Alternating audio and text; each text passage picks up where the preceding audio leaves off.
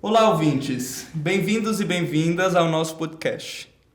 Nesse episódio, vamos abordar um tema relevante e atual, tanto no Brasil quanto no mundo: o cyberbullying. A prática, infelizmente, tem sido cada vez mais comum entre os jovens, tendo possibilidades de consequências por vezes devastadoras. Via de regra, bullying é caracterizado por 3 elementos principais: repetição, prejuízo à pessoa vitimada e assimetria de poder.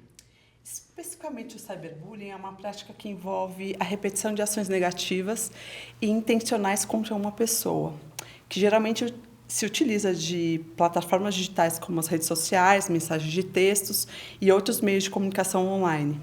E as vítimas, frequentemente, enfrentam sérios prejuízos emocionais e psicológicos, que podem incluir depressão, ansiedade, até casos extremos que levem ao suicídio.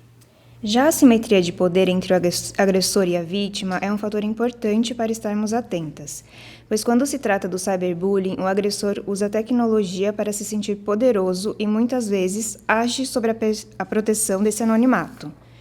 De acordo com a Unicef, mais de 1/3 dos jovens em 30 países relataram ser vítimas de bullying online, evidenciando a magnitude desse problema global. No Brasil, a situação não é diferente. E precisamos discutir formas mais eficazes de combate e prevenção.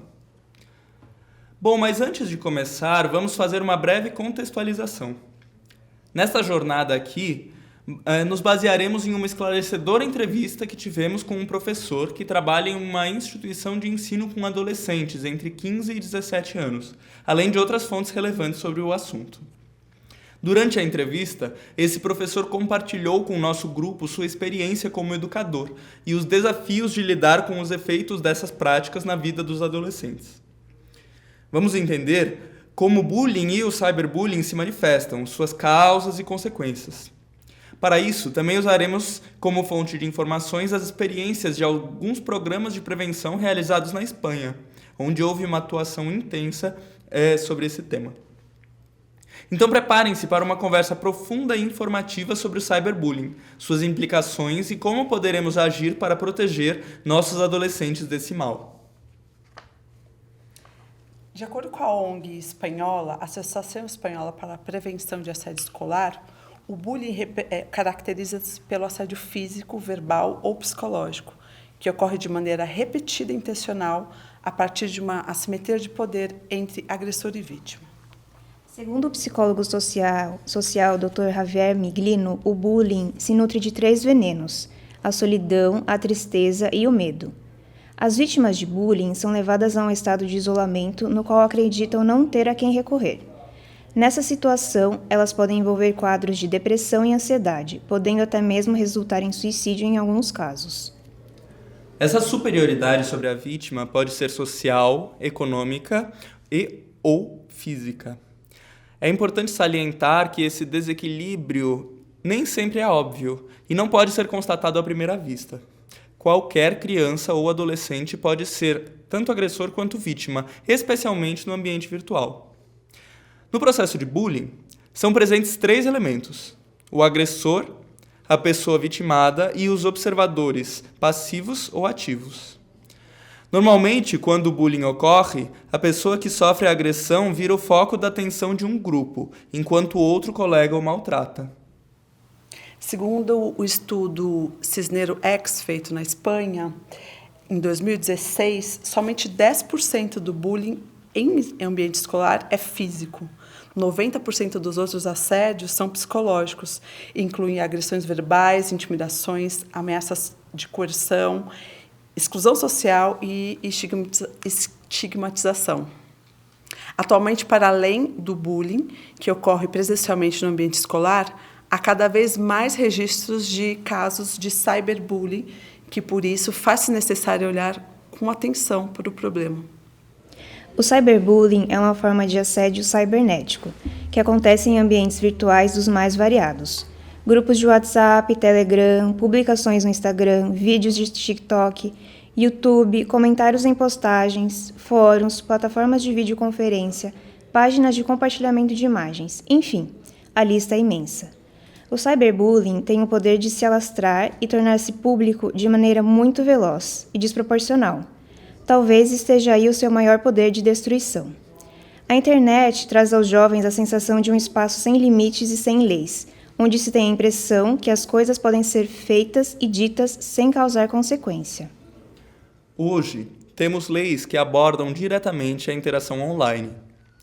O direito penal define alguns tipos comuns de cyberbullying que podem ser criminalizados: calúnia e difamação, injúria, ameaça, constrangimento, falsidade ideológica e perturbação da tranquilidade. Recentemente, uma família do Rio Grande do Sul foi indenizada em R$13 mil por uma mãe de uma estudante, condenada por danos morais ao ofender a colega de 10 anos em um grupo de WhatsApp. Essa punição foi a primeira aplicação da Lei 18.811 de 2024, sancionada pelo presidente Luiz Inácio Lula da Silva. Esse caso, segundo o TJ do Rio Grande do Sul, envolveu alunos de uma escola particular que mantinham um grupo pelo aplicativo de mensagens, e nesse grupo, uma das estudantes publicou a imagem da menina, autora do processo, com uma frase de cunho pejorativo. Segundo os pais, essa publicação teria motivado a saída da filha da escola e o início de um tratamento psicológico. Esses casos evidenciam o impacto profundo que o cyberbullying pode ter na vida de jovens e suas famílias, reforçando a necessidade de leis como essas. Além disso, a importunação sexual, o assédio, a publicação não autorizada de fotos e vídeos íntimos são outras formas de violências presentes no ambiente virtual. Falar de cyberbullying é falar da possibilidade de danos devastadores em quem recebe. De acordo com um estudo de 2020, escrito por Elcio Rezende e Lélio Braga, intitulado Cyberbullying, Direito Educacional e Responsabilidade Civil, uma análise jurídica e deontológica da realidade brasileira, os sintomas de longo prazo em vítimas de cyberbullying são numerosos e bastante preocupantes.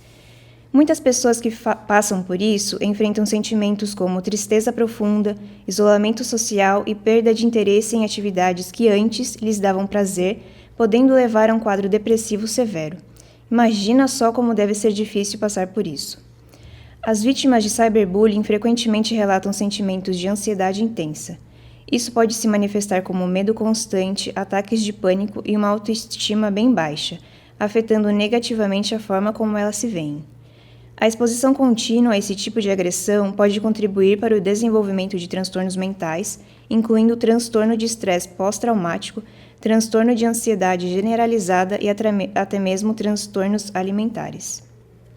Além disso, o cyberbullying afeta a capacidade das vítimas de estabelecer e manter relações sociais saudáveis, porque vai dificultando a interação social pela desconfiança e pelo medo de novas agressões. Os resultados são isolamento e solidão. Pensando especialmente nos adolescentes, precisamos considerar que a adolescência é um período fundamental para a consolidação da identidade.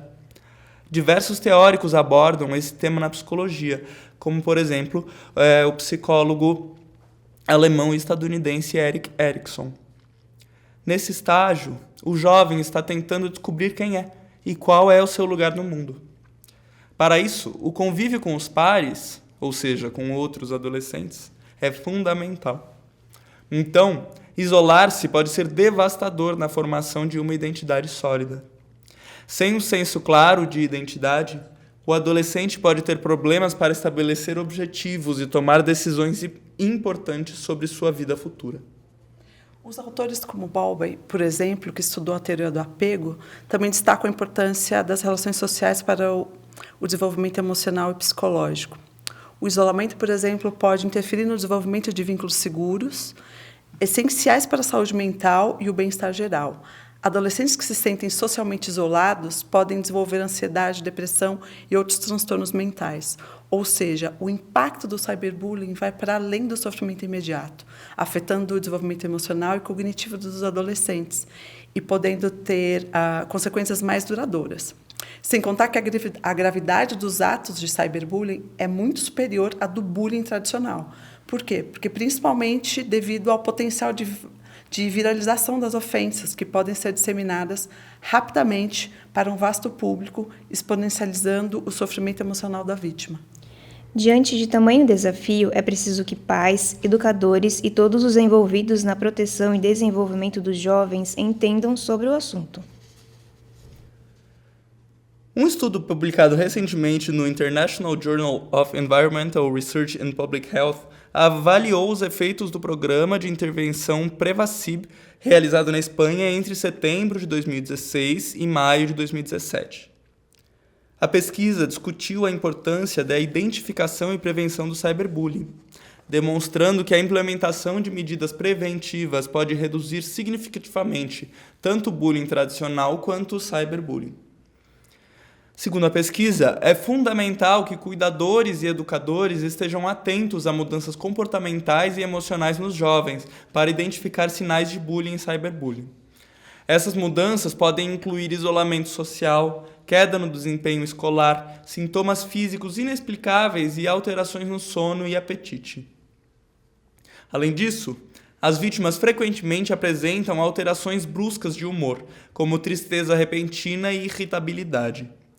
Elas podem começar a evitar interações sociais, preferindo ficar sozinhas, tanto online quanto offline, o que é um forte indicador de que algo está errado e que a atenção tem que ser redobrada. Outro sinal importante é a queda significativa nas notas e a falta de interesse nas atividades escolares, que ainda sintomas sentidos no corpo mesmo, como dores de cabeça, problemas de estômago, que não têm uma causa médica clara.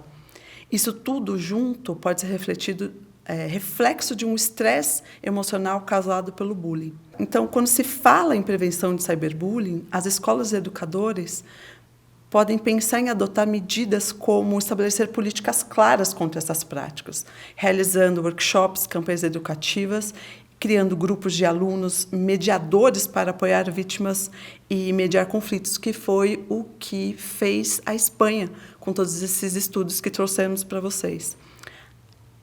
Também ouvimos na fala de educadores entrevistados a importância da sensibilização e da conscientização na criação dessas políticas e implementação dela nas escolas e nos espaços onde lidem com crianças e adolescentes, porque há uma necessidade de integrar a escola, a família, a comunidade no combate ao bullying, colocando como fundamental que esses educadores e cuidadores sejam preparados para lidar com essas questões, promovendo uma abordagem preventiva e de apoio contínuo. O documentário da DW Documental Acoso Escolar en Espanha mostrou a eficácia de programas que combinam intervenção direta com a criação de um ambiente escolar vigilante e de apoio. Neste documentário, vemos como a implementação de grupos de alunos mediadores e a promoção de campanhas de conscientização sobre os impactos do bullying podem fazer uma grande diferença. Deixando claro que a criação de espaços onde os alunos possam falar abertamente sobre suas experiências e sentimentos, com o acolhimento, é essencial na promoção da prevenção e cuidado. Mas as medidas preventivas nas escolas não bastam, é preciso também discutir a regulamentação das redes sociais. As plataformas online têm um papel significativo na propagação do cyberbullying e devem ser chamadas para o debate em torno do tema. É preciso exigir que as plataformas de mídia social implementem mecanismos de denúncia eficientes e tomem medidas rápidas para remover conteúdos ofensivos. Na entrevista com o educador que citamos anteriormente, ele compartilhou com a gente suas experiências em diversos contextos educacionais e sociais. Durante a nossa mais de 1 hora de entrevista, falamos bastante da importância da sensibilização e conscientização no combate ao cyberbullying. Ele trouxe para nós a necessidade da elaboração de programas de conscientização que abordem o uso seguro e responsável das tecnologias, evitando que a tecnologia distancie os adolescentes a ponto de reduzir a empatia e a interação social. Apontou também os desafios na formação de educadores para lidar com agressões como essas. Ele defende que a formação de educadores deve incluir preparação específica para lidar com questões de cyberbullying e uso seguro da tecnologia. Outro ponto importante abordado por ele foi a necessidade de estratégias de prevenção e intervenção, que envolvam todos os atores sociais, incluindo educadores, pais e mães e a comunidade em geral, enfatizando a importância da integração entre escola, família e comunidade. Nesse ponto, vale destacar que como o cyberbullying ocorre e traz repercussões para além dos muros da escola, essa atenção das famílias e da comunidade é essencial. O educador entrevistado sugere a criação de canais de comunicação efetivos entre eles, para lidar com esses problemas, além de ser necessário promover encontros e dinâmicas para discutir temas relevantes para a educação dos jovens adolescentes. Agora, não adianta apenas ações pontuais. Para o tamanho do desafio, que é hoje a violência cibernética, a abordagem precisa ser contínua no tema. O educador entrevistado propõe a criação desses workshops já ditos aqui, mas de forma contínua, com elaboração de materiais educativos e guias práticos para ensinar como intervir em casos de cyberbullying. Ele sugere também a implementação de programas de conscientização na escola, nas escolas que envolvam essa comunidade mais ampla. Além dele também achar válido a utilização de ferramentas tecnológicas para criar essas campanhas de conscientização entre os próprios jovens. A Espanha também tem vivido problemas intensos de bullying e cyberbullying entre os adolescentes. No documentário Acoso Escolar em Espanha, uma das principais ações nas campanhas de prevenção e combate ao bullying foi a proposição de uma postura ativa. Dessa forma, eles iniciaram várias campanhas em vídeo e também palestras nas escolas que incentivavam os alunos que presenciam atos de bullying a agir de forma ativa, em vez de forma passiva. Também criaram campanhas de conscientização e de incentivo à denúncia precoce. A detecção e a intervenção precoce em situações de bullying, mesmo que ocorra apenas uma vez, são fundamentais para evitar que situações mais graves se desenvolvam. Outra estratégia foi a educação das agressões, tanto fisicamente quanto em plataformas digitais, ajudando na conscientização sobre os impactos negativos dessas práticas. A ideia foi sensibilizar a todos sobre os efeitos devastadores da agressão verbal e difamação, como insultos e apelidos pejorativos, que é essencial para melhorar a autoestima e a saúde mental das vítimas. Além disso, o documentário fala da importância da construção de uma rede de apoio que fortaleça a comunidade escolar, criando um ambiente de acolhimento e segurança.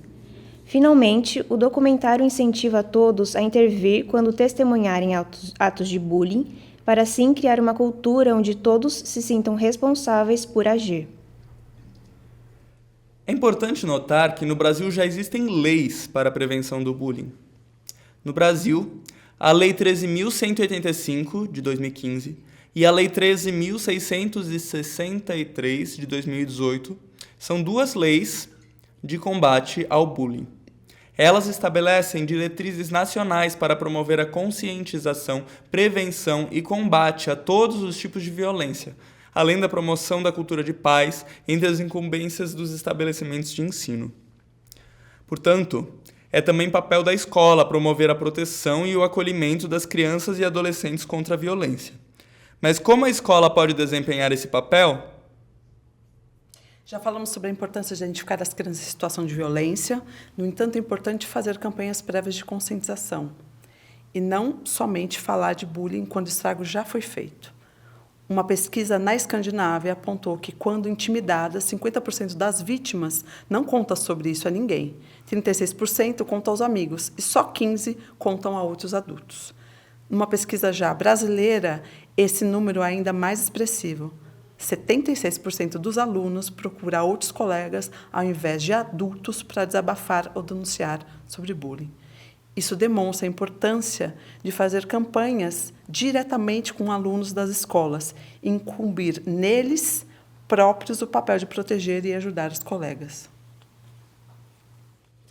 Algumas escolas no Brasil prevêem no seu plano de ensino disciplinas como vivência ética ou convivência ética.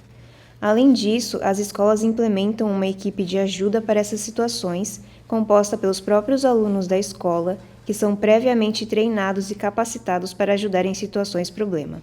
Os pressupostos desses grupos são o sigilo, a solidariedade e o acolhimento. É interessante notar que muitos alunos relataram que não sabiam o que fazer diante de uma situação de bullying e sentiam-se constrangidos até mesmo em oferecer ajuda. Portanto, se os alunos são instrumentalizados, eles tornam-se mais capazes de ajudar. No bullying, o assédio normalmente se vale de algum atributo da pessoa em situação de violência, que podem ser origem, etnia, orientação sexual, identidade de gênero, etc. Nesse sentido, é importante realizar campanhas de conscientização não somente contra o cyberbullying, mas também contra o racismo, a homofobia, a lesbofobia, a transfobia, o machismo, a xenofobia, etc. É importante também promover a educação sexual na escola, para as crianças e adolescentes. Como já foi dito, muito do cyberbullying se vale da intimidação sexual, depreciação, misoginia. É preciso, portanto, criar espaços educativos em torno do consentimento e do respeito aos limites do corpo do outro, sejam limites físicos ou não. A escola necessita de espaços de escuta não só para as pessoas em situações de violência, mas também para os agressores. É necessário destrinchar a complexa teia de violência que faz com que muitas vezes os agressores também tenham sido previamente agredidos. Fazer um espaço onde as pessoas deixem suas denúncias, dúvidas, angústias ou questões. No entanto, para além disso, é necessário instruir todos os profissionais da escola sobre como acolher denúncias, não somente professores, diretores, pedagogos, coordenadores, envolver a comunidade como um todo. É importante, por exemplo, que outros funcionários que participam do cuidado desses adolescentes estejam envolvidos, como porteiros, funcionários de limpeza, cozinha, e assim sejam instruídos a acolher, respeitando o sigilo das crianças. E estejam prontos para escutar sem julgar e revitimizar, e sem colocar em dúvida as palavras da vítima. Isso acontece porque muitas vezes uma criança mais tímida tem uma relação mais próxima com uma funcionária da portaria, da secretaria ou da cozinha, por exemplo. E daí a importância de a criança poder falar com essa pessoa e saber que ela vai oferecer um acolhimento. Além disso, especificar o tipo de acolhimento que os profissionais da escola podem fazer. É importante ter em mente que o bullying é responsabilidade de todos. Quando uma criança ou adolescente sofre uma violência, isso não provém somente de uma assimetria de poder entre vítima e agressor. Isso significa que todo um sistema falhou em promover proteção a essas pessoas. É preciso, portanto, tomar iniciativas previstas na lei brasileira e em documentos internacionais para que as crianças e os adolescentes não estejam expostos a essa violência. Muito obrigado a todos que estiveram conosco nesse podcast e até a próxima.